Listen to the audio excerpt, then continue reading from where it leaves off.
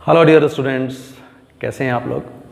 आप सभी का मेरा इस YouTube चैनल में बहुत बहुत स्वागत है। आप सभी को नमस्ते, सत श्री अकाल, बहुत बहुत आदाब। आज मैं आपको कंटिन्यूस टेंस की सीरीज़ में पास्ट कंटिन्यूस टेंस सिखाने जा रहा हूँ।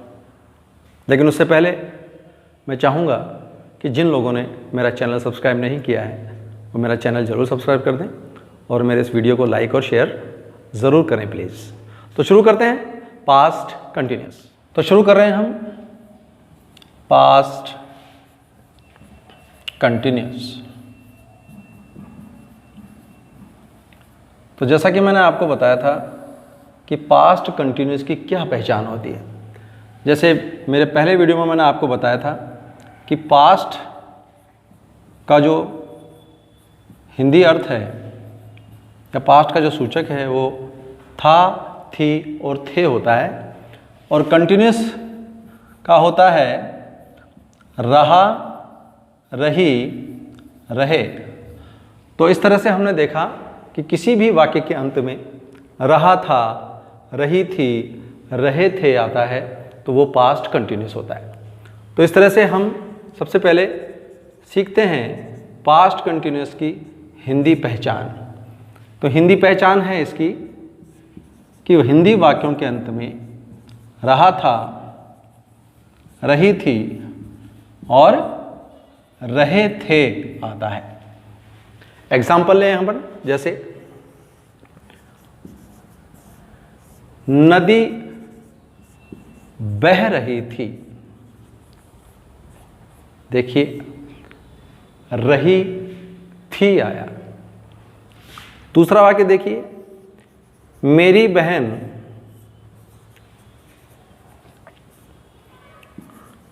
दवाएं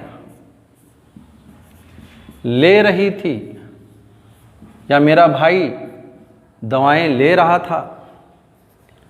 वे मैदान में फुटबॉल खेल रहे थे।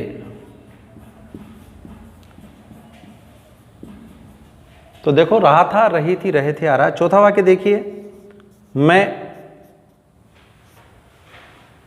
मंदिर में भजन गा रहा था।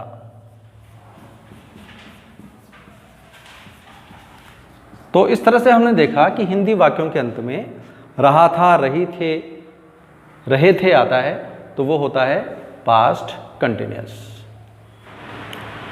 तो रहा था, रही थी, रहे थे। अब देखो इसका पैटर्न क्या है, इसकी इंग्लिश कैसे बनेगी, इसका हमें सूत्र, इसका नियम, इसका पैटर्न हमें याद करना पड़ेगा, जिससे आप आसानी से इंग्लिश बना सकते हैं। इसका पैटर्न है कि सबसे पहले, क्योंकि हम अफर्मेटिव सेंटेंस सीख रहे हैं इसलिए आप पिछले वीडियो में सीख रहे हैं, देख रहे हैं कि सब्जेक्ट सबसे पहले लेते हैं हम।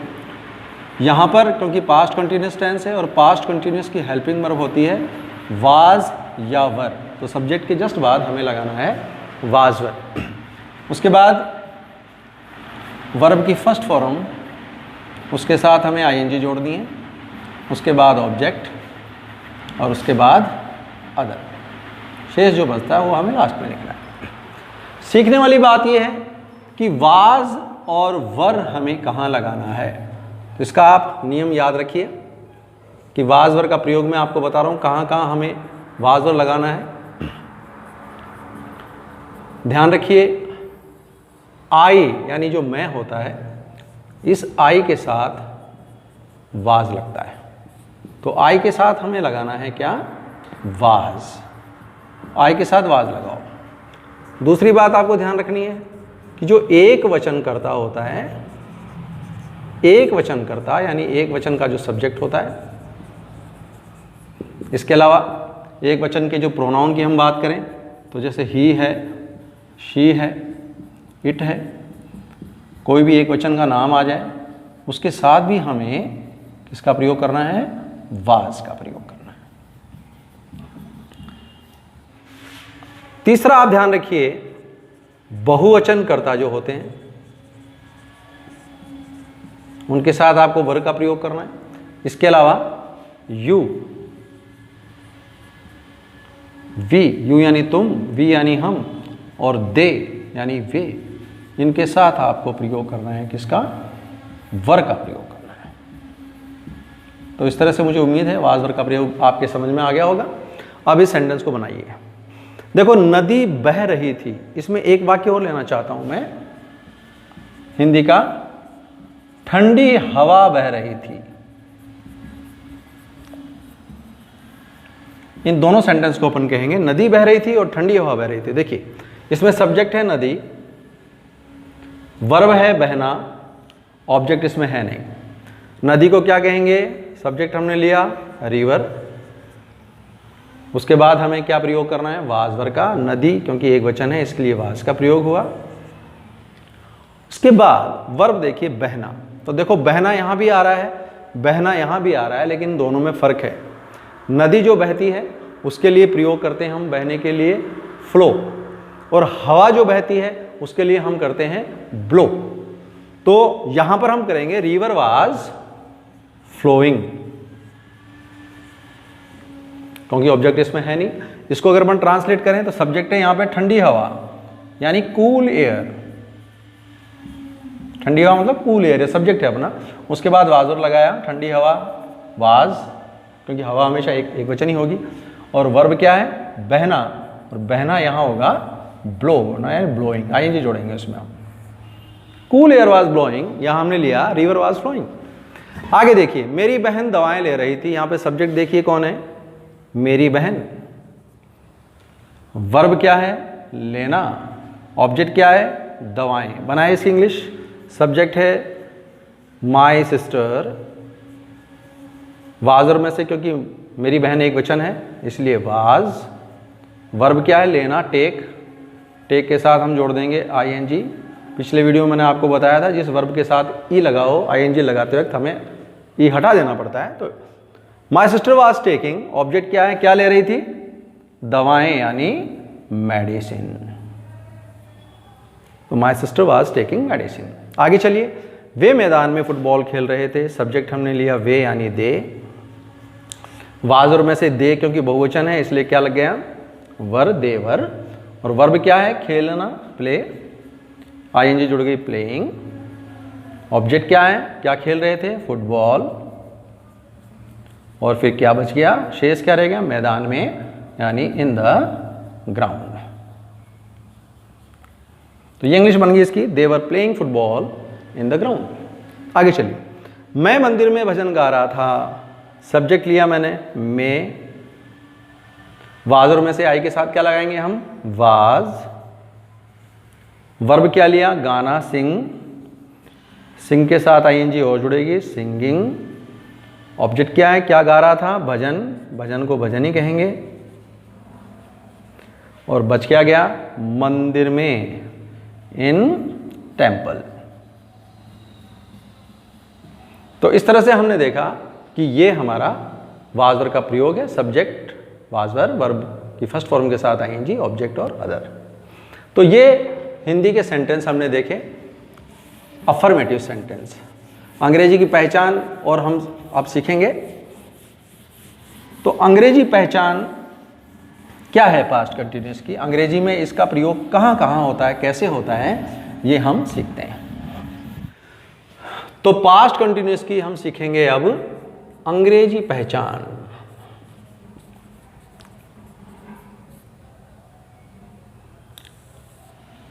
तो इंग्लिश के सेंटेंस में पास्ट कंटिन्यूअस का प्रयोग कहां और कैसे होता है, इसके लिए मैं आपको एक चीज, तीन चीजें बताऊंगा मैं आपको, कहां कहां प्रयोग होगा। देखिए, व्हाइल के तुरंत बाद वाले वाक्य में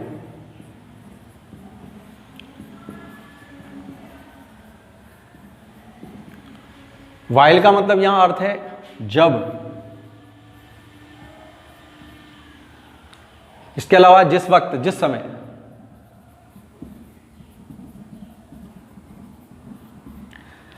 दूसरा प्रयोग है एज के तुरंत बाद।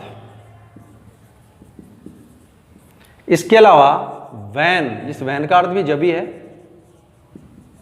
और इस एज के तुरंत बाद एज का अर्थ होता है क्योंकि। कई बार एज का प्रयोग जब के लिए भी प्रयोग होता है। अब कैसे प्रयोग करेंगे ये मैं अभी आपको बताऊंगा। वैन वाले वाक्य में हिंदी का अर्थपूर्ण वाक्य बनाते समय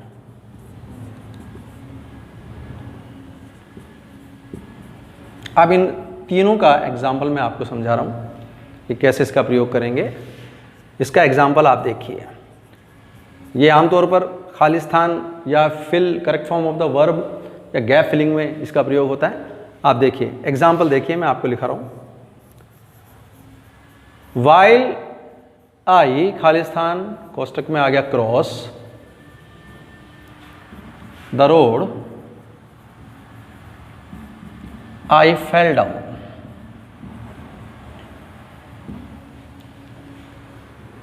वाइल आई यानी जब मैं रोड पार कर रहा था मैं नीचे गिर गया। इसमें आप पास्ट कंटिन्यूस लगाएंगे वाइल के तुरंत बाद, लेकिन इसकी एक शर्त होती है। शर्त ये होती है कि जो सेंटेंस है वो पास्ट टेंस में होना चाहिए। अब देखिए ये पास्ट टेंस में है, इस बात का पता कैसे चलेगा? इस बात का पता इस तरह से चलेगा कि आगे जो वाक्य है उसमें वर्ब की सेकंड फॉर्म का प्रयोग किया हुआ होगा, और वर्ब की सेकंड फॉर्म जो होती है वो हमेशा पास्ट टेंस का सूचक होती है। तो यहां पर मैंने आपको बताया वाइल के तुरंत बाद में हमें पास्ट कंटिन्यूअस टेंस का प्रयोग करना है, यानी वाइल आई वाज क्रॉसिंग।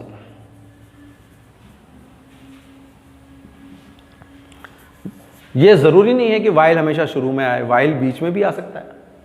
जैसे I met a lame man while I, खालिस्तान, गो टू स्कूल।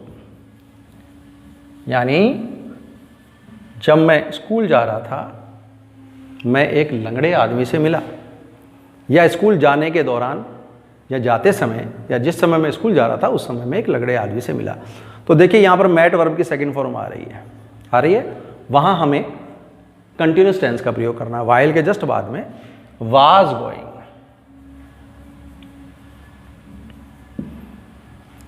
तो I met a lame man while I was going to school. इसी तरह से एज की हम बात करें, एज का एक एग्जाम्पल देखना। एज जरूरी नहीं कि शुरू में आए, बीच में भी आ सकता है। एज ही, खालिस्तान कोष्टक में बीई आ गया, weak in maths, comma he failed.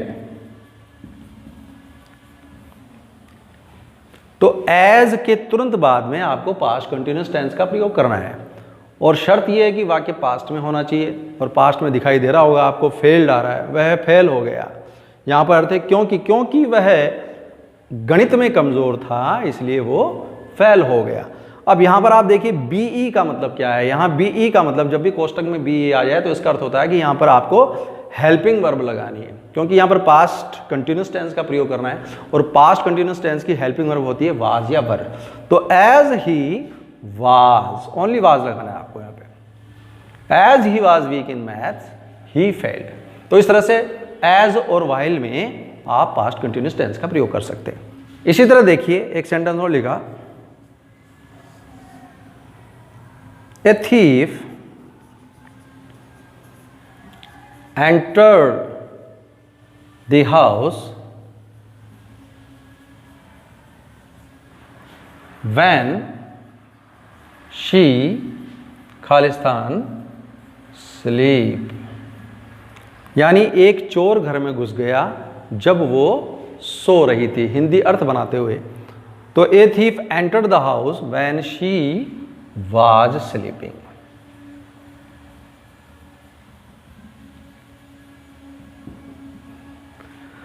तो इस तरह से वैन के प्रयोग में भी वाज वर्ब का प्रयोग किया जा सकता है।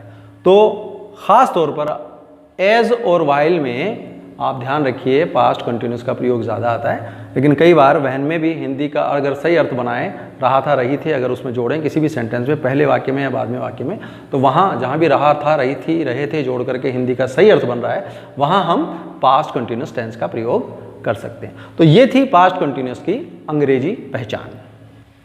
अब हम अगले प्रकार के सेंटेंस सीखेंगे। जैसे कि सबसे पहले हमने अफर्मेटिव सेंटेंस सीखा था, अब हम सीखेंगे इसका नेगेटिव सेंटेंस। तो नेगेटिव, जैसा कि आप सभी जानते हैं, नहीं वाक्य के अंदर नहीं जुड़ जाता है तो वो नेगेटिव हो जाता है। जैसे हम अंग्रेजी नहीं सीख रहे थे, हम अंग्रेजी नहीं सीख रहे थे, इसमें नहीं आ रहा है, स्वाभाविक है। आपको करना क्या है, सबसे पहले सब्जेक्ट लिखना है, उसके बाद वाज वर्ब लगाना है, वाज वर्ब के बाद आपको नॉट जोड़ना है, वर्ब की फर्स्ट फॉर्म लगानी है, उसके साथ आईएनजी जोड़नी है, ऑब्जेक्ट और अदर। नियम सेम वही है, सिर्फ हमने हेल्पिंग वर्ब के बाद नॉट जोड़ दिया। बनाइए क्या इंग्लिश बनी,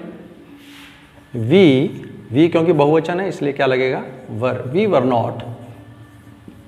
वर्ब क्या, सीखना, लर्न, आईएनजी जोड़ के लर्निंग। ऑब्जेक्ट क्या नहीं सीख रहे थे, अंग्रेजी यानी इंग्लिश।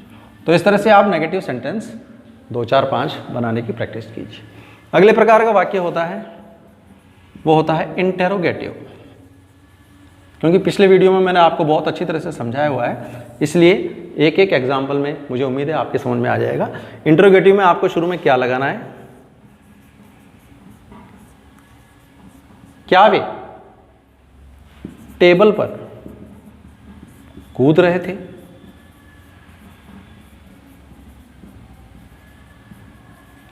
आप सभी जानते हैं इंटरोगेटिव सेंटेंस में शुरू में क्या लगता है और लास्ट में क्वेश्चन मार्क आता है।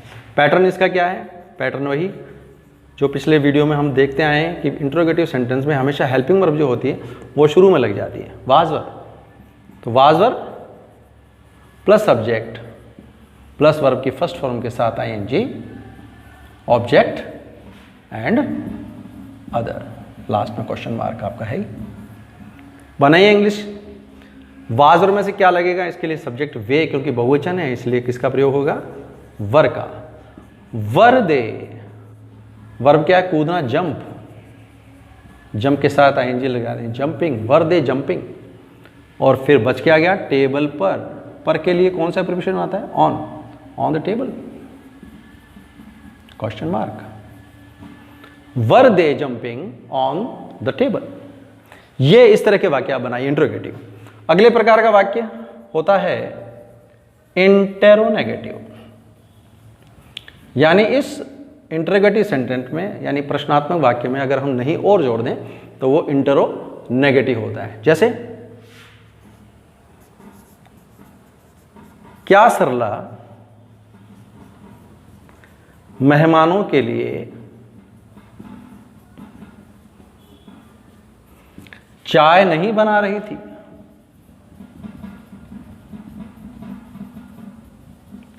तो सेंटेंस वही प्रश्नात्मक है और इसमें सिर्फ एक शब्द और जुड़ गया, वो क्या हो गया, नहीं। तो आप इसी नियम में अगर सब्जेक्ट के जस्ट बाद में नोट लगा देंगे तो ये इंटरोगेटिव का पैटर्न बन जाएगा। वैसे मैं आपको बता दूं, चलो लिखाई देता हूं पैटर्न क्या होगा। सबसे पहले वही वाज वर्ब लगाएंगे हम, वाज वर्ब के बाद सब्जेक्ट और सब्जेक्ट के जस्ट बाद में हम नॉट लगा देंगे और बाकी वही वर्ब की फर्स्ट फॉर्म के साथ आईएनजी, ऑब्जेक्ट, अदर और लास्ट में क्वेश्चन मार्क। बनाइए इंग्लिश क्या बनेगी इसकी, क्योंकि सरला एक वचन है इसलिए हम प्रयोग करेंगे किसका, वाज का। तो वाज सरला नॉट, वर्ब क्या है, बनाना, प्रिपेयर, प्रिपेयरिंग, क्योंकि प्रिपेयर के लास्ट में ई लगता है इसलिए हमने ई हटा करके एनजी जोड़ा है। तो was Sarla not preparing, object क्या नहीं बना रही थी, चाय यानी टी, और शेष क्या रह गया, मेहमानों के लिए, यानी के लिए प्रिपोजिशन आ गया फॉर द गेस्ट्स, लास्ट में क्वेश्चन मार्क। तो was Sarla not preparing tea for the guest. तो इस तरह से हमने नेगेटिव, इंटरोगेटिव और इंटेरोनेगेटिव टेंस सीखा। तो इसकी आप प्रैक्टिस कीजिए। लास्ट प्रकार मैं आपको बता रहा हूं, WH या हाउ से शुरू होने वाले वाक्य।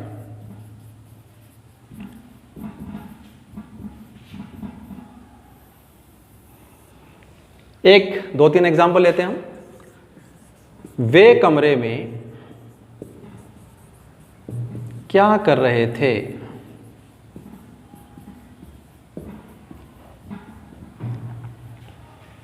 दूसरा वाक्य ले, कुत्ते गली में क्यों भौंक रहे थे?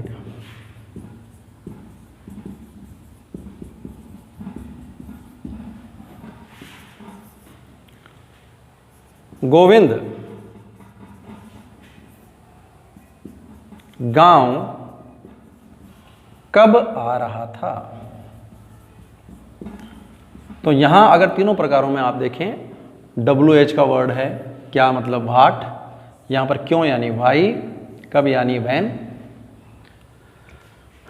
क्या अगर शुरू में आता है तो वो इंटरोगेटिव सेंटेंस होता है, WH वाला वाला नहीं। अगर क्या बीच में आ रहा है तो देखिए जहां व्हाट का अर्थ आ रहा है तो WH का नियम हो जाता है। इसका पैटर्न है WH या हाउ शब्द हम शुरू में लेंगे, उसके बाद हम हेल्पिंग वर्ब लगाएंगे वाज या वर, उसके बाद सब्जेक्ट के बाद वर्ब की फर्स्ट फॉर्म ING, ऑब्जेक्ट और अदर, और लास्ट में क्वेश्चन मार्क। चलिए बनाने की कोशिश करते हैं। वे कमरे में क्या कर रहे थे? WH वर्ड क्या का, वाट। वाज और में से क्या लगेगा? सब्जेक्ट के हिसाब से वे बहुवचन है इसलिए वर, सब्जेक्ट वे मतलब दे, वाट वर दे। वर्ब करना, करने को डू कहते हैं, ING जोड़ देंगे उसमें, doing. Watt were they doing. शेष क्या रह गया? कमरे में, in the room, question mark. What were they doing in the room. आगे चलिए, कुत्ते गली में क्यों भौंक रहे थे? क्यों, WH का वर्ड लिया हमने, वाई। वाज और में से क्या लगेगा? कुत्ते, बहुवचन है कुत्ते, डॉग्स, बहुवचन के लिए वर का प्रयोग, वर डॉग सब्जेक्ट। वर्ब भौंकना, बार्क, ING जुड़ गई, बार्किंग। ऑब्जेक्ट है नहीं इसमें, शेष क्या रह गया? गली में, इन द स्ट्रीट।